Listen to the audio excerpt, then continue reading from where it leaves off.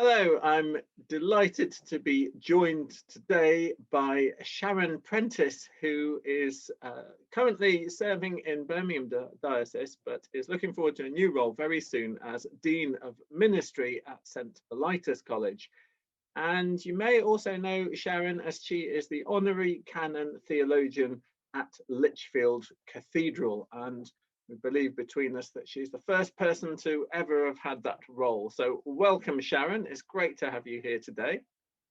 Thank you, Simon. It's good to be here. Pitch straight in with the first question. It's a biggie. Sharon, what do you think the biggest challenge that faces the church today is? Yeah, well, I think that's a really huge question. Over the last 15 months has shown us so many different ways of being community, of being church, and the challenge for us is how do we make church and the message of the gospel, the message of hope, relevant to those around us, particularly at challenging times. So for me, as someone who's interested in mission and who works in enabling parishes and faith-based organisations to be effective and to be relevant in terms of mission, it's about how can we serve our neighbours? What are those articulated and those needs that aren't articulated within our context? And how do we become attentive to those? So, for example, the whole area of Black Lives Matter over the last year now, particularly, we're coming up to the anniversary of George Floyd's murder in the States, but that opened a whole area of how we relate to one another across cultures, across races.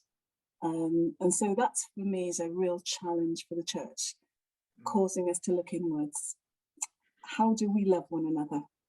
And that's been a big thing as well. So for me particularly, it's around representation, but also, more importantly, participation. So I want to ask you a question that somebody once asked Jesus, and I think they might have regretted it afterwards. You said the word neighbour there right up at the front. Who is my neighbour? Oh, isn't it funny how we often use words and we think we know what they mean? And we tend to think of neighbour in relation to geographical closeness. So those that are in our local community, those that are across the fence from us, those may be in our particular section of a city. But we don't tend to think of it much more globally. So we don't tend to think of it in terms of our actions and how they may impact another. So when we think about things such as the whole sort of climate justice and environmental justice, our neighbours are those who are the computer parts, for instance, are shipped off to in certain parts of the world, and they are getting or dismantling those computer parts and being affected by the mercury. So our neighbours are those not just in terms of the geographical closeness, but those who our actions impact, whether it be our use of fossil fuels locally, and how they impact the climate in North Africa and parts of the Near East, all those things. So we live in an interconnected world, and our neighbours are those who we may impact in a myriad of ways. That can seem like quite a daunting picture then, can't it? This kind of great network of neighbours that stretches across the world and has kind of replaced the perhaps far more comfortable idea of neighbourhood that we might have carried forward from before the age of internet connectivity, global trade, and kind of routine car and plane travel. What, as well as the complexities, what opportunities do you think that sense of neighbourhood gives us as the church today?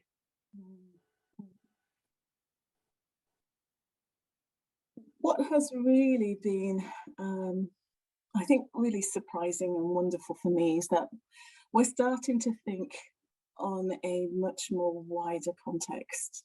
So we use the term glocal to capture both local and global. And we're also relating to not just our human neighbours, brothers and sisters around the world, both globally and locally, but also our non-human sort of companions in this world.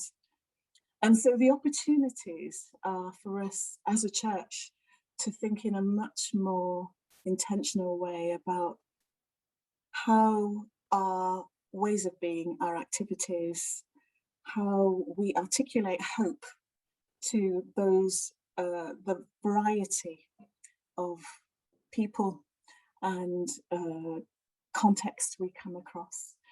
So there's been an explosion, I think, in terms of our thinking and our intentional ways of relating to those who are experiencing hardship, whether that be socioeconomic hardship or struggling with the impacts of certain things that are happening to us, whether that be the pandemic or our realization that we're not a fair and equal and representative society as we could be, and also the impact on our local environment, our use of resources.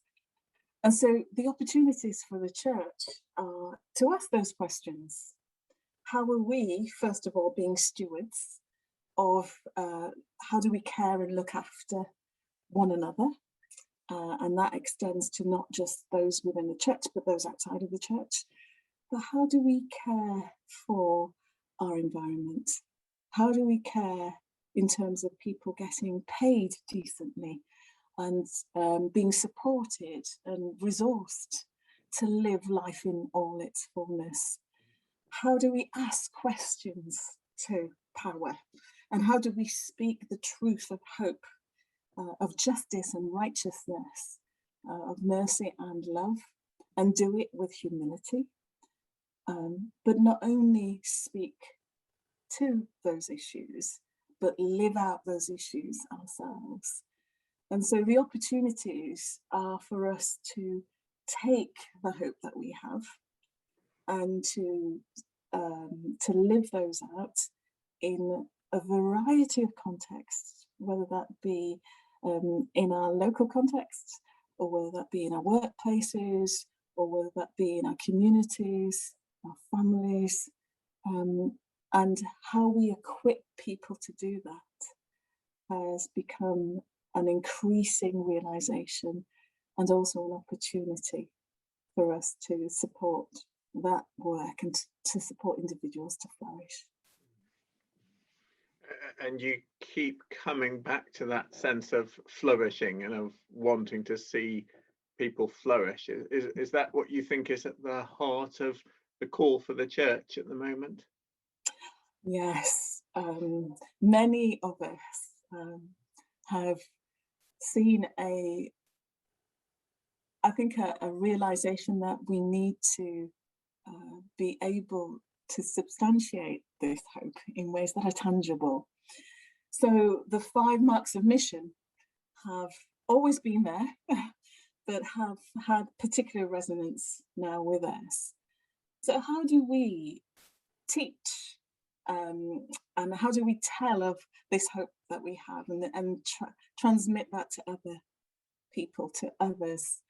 How do we serve one another and do it in ways that will make a real difference? How do we treasure creation and be intentional about doing that, both within the confines of our churches, our parishes, but also supporting those initiatives outside? And how do we transform unjust structures in society and And I think that's been something that we're grappling with, but it's a huge opportunity. And if anything, if I'm really honest, the last 15 months has shown us that we can do some of those things, because it is about drawing alongside people and being differently focused and differently orientated in ways that enliven not only our faith and who we are as the people of God, but really resonate with others that are around us. And so there've been lots of questions, I think, about spirituality, sort of real existential questions about, from individuals: why am I here? What's my purpose? What does all this mean? And so the church has had this wonderful opportunity to come alongside people and not give people the answers, because I don't believe that we're here just to provide superficial answers, but we're here to tell our stories of why we have a hope, why this is important for us to share love, to share the opportunities of what the gospel has to say, and do it in ways that are tangible, that make an impact, and that are humble as well. And so those opportunities we've seen being played out in our food banks, in our willingness to be sort of places to facilitate resources, the ways that we've contacted people and been listening to those that have either been isolated or been in distress, the ways that we've been honest about how we've been challenged as well. That honesty has provided us with an opportunity to come alongside, but also an opportunity to look at ourselves and to know that, we haven't got it right. We're not where we should be. We do not represent everybody, whether that be on the basis of race, of culture, ability, relationship orientation, the whole gamut, age, everything. And so we are, I think, at this juncture in time, we've never been more serious about entering into dialogue and looking at ourselves, and thereby enlivening what we believe in ways that other people will want to listen to and want to join in with. And that means wrestling with that stuff. And so, if anything, an opportunity, I think, is an opportunity to be courageous and to be brave to do these things. What do you think we've kind of got going for us? What do you think we've got on our side in the face of that kind of quite big challenge? Well, there's something really special about the fact that we've been here historically. We have this wonderful tradition of our presence, whether that be in the parish or whether that be on a national level. There's a real history behind who we are as the Church of England, amongst the many churches that are here. And so our parish system, our community base, engenders a sense of confidence. Again, we've seen that where we've seen parishes and churches being more outward orientated over the last 15 months.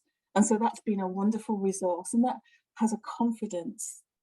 Most people recognise the church up the road, or that they belong to a parish. They do have that recollection, and that's a valuable resource. And that familiarity with those of all faiths and none as well is one of the key strengths that we have. I also think in terms of our willingness to engage with a variety of folks within that context.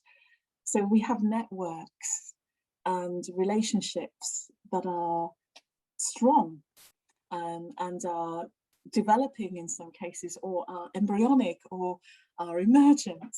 But we're seen to be invited into some of those networks, and that's a key thing too.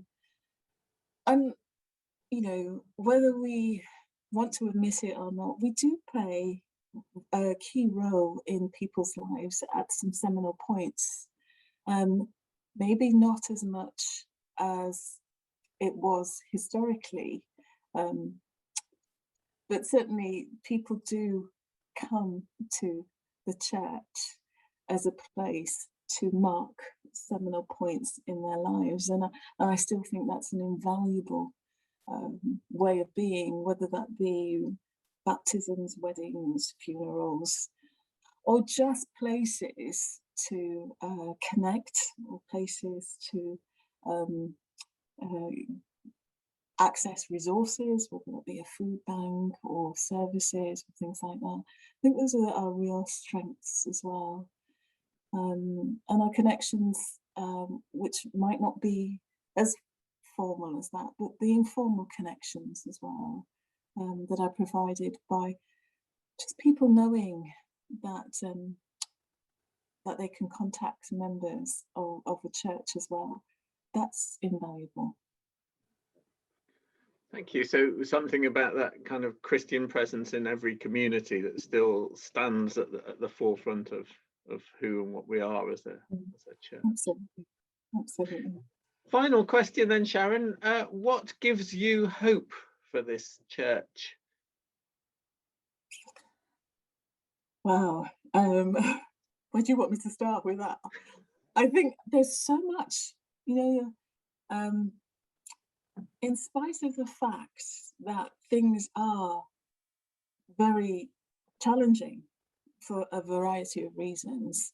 I think it was the Americans that coined the phrase vacuum, which means ways to describe a context which is volatile, ambiguous, complex, and uncertain. And that's the reality that we're in now.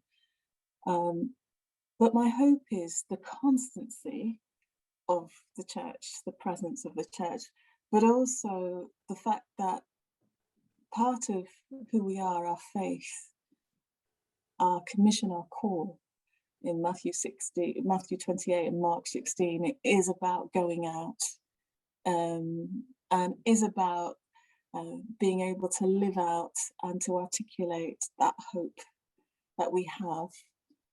And so for me, the hope is enshrined in the gospel that we preach and teach and speak about and live out, but it's also part and parcel of the fact that we acknowledge we're broken, but for God's grace, and we need to have the power of the Holy Spirit to enable us to not just change, but to transform, to be transformed into an organization, a body that's more and more Christ-like in its way, in its orientation. And so that's the hope for me, because I see that. I see it all the time. I see it when I see young people want to grapple with some of the social and economic issues and decide that they are going to be a part of the solution. I see that when I see older people mentoring a variety of people, including younger people, and are being very prayerful and are keeping up that way of being in terms of the constancy of faith. I see that when I see all sorts of people access our church, whether they are from diverse communities or they're people who have a different perspective, they still come to our church as broken and flawed that we are. They recognize the presence of God, that we are a Christ-focused church, that we want to become more and more like Christ. I see that when we aren't afraid to talk about those difficult things, and engage it into dialogue. So living in love and faith, talking about lament to action, the report that was produced by the task force, and we're looking at huge structural changes as well. So what will the church be like for the future? Those are the pertinent questions that we're asking now. And so that's what fills me with hope, that we're not afraid to say, this might be a different church to what we've all experienced in the past. We might have to let go of some things. We might have to restructure some things, and we might have to embrace some different ways of being. For instance, of the virtual ways that we're learning to connect. So the willingness to embrace all those things actually gives me hope. I love that idea that we might actually turn out to be a courageous church. I think that's a really wonderful call back to part of our nature. And also love the word vacuum, was it? Yeah, so it's vacuum, which is volatile, ambiguous, complex, and uncertain. And I use it a lot when I'm teaching, because I think it's about acknowledging the reality of where we are in these times, which none of us really, and if the politicians are really honest, as well as the key sort of figures in our society, we don't have all the answers to yet, because it's still unfolding. Well, I'm off to practice that word and glocal on some unsuspecting member of my congregation or my church community. Sharon, it's been wonderful to be in conversation with you today. Thank you so much for joining us and for sharing your perspectives and your thoughts on the future of the church. Many thanks. Thank you, Simon.